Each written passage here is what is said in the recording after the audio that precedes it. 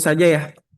Jadi sebelum masuk ke notebook LM sendiri, mari kita lihat dulu masalah yang sering terjadi pada saat pembuatan paparan. Jadi yang pertama itu pastinya volume dokumen. Jadi seringkali bahan paparan itu berasal dari laporan-laporan yang tebal ya, yang banyak ya seperti itu. Bisa berupa SOP, surat edaran atau dokumen lain yang cukup panjang. Nah, kalau harus dibaca satu persatu, pastinya dari kita membutuhkan waktu yang banyak ya.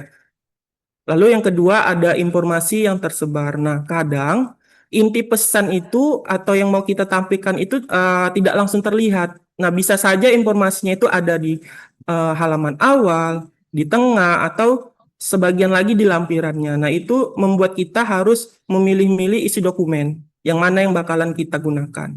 Lalu yang ketiga, kadang dikejar waktu ya. Jadi dalam pekerjaan, paparan seringkali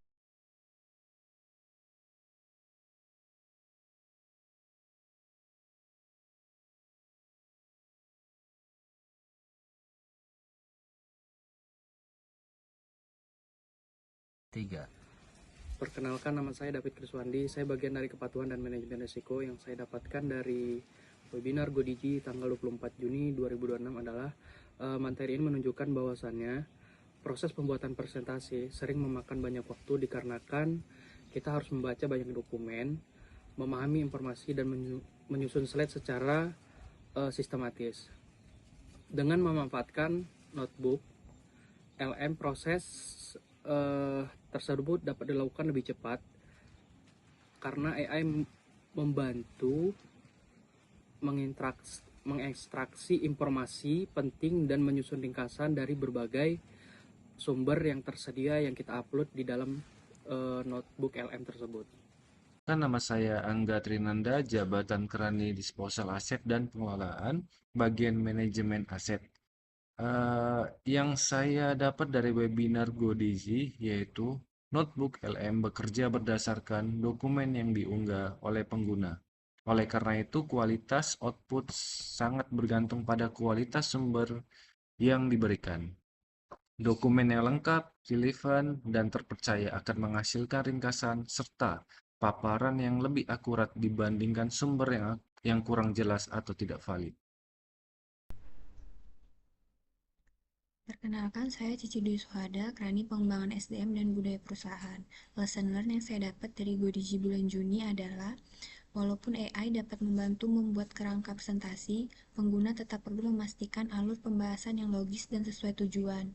AI berfungsi sebagai asisten yang mempercepat proses, sedangkan keputusan mengenai fokus materi, urutan penyampaian, dan pesan utama tetap menjadi tanggung jawab pembuat presentasi. Perkenalkan, nama saya Yolanda Friska Saribu, Asisten Optimalisasi Aset PTPN 1 Regional 1. Lesson learning yang saya dapatkan dari GoDigi bulan Juni adalah di mana materi ini menekankan bahwa hasil yang baik tidak hanya berasal dari ringkasan AI saja, tetapi juga dari kemampuan pengguna dalam menyampaikan informasi kepada audiens.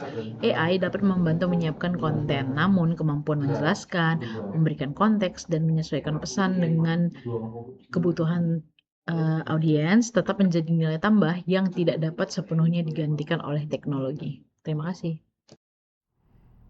Jadi lesson learn bulan Juni 2026 ini untuk program GoDigi ialah bahwa pentingnya menyusun perintah atau prompt secara spesifik dengan menggunakan format yang jelas, tujuan yang terdefinisi, gaya bahasa yang sesuai, dan batasan yang tepat.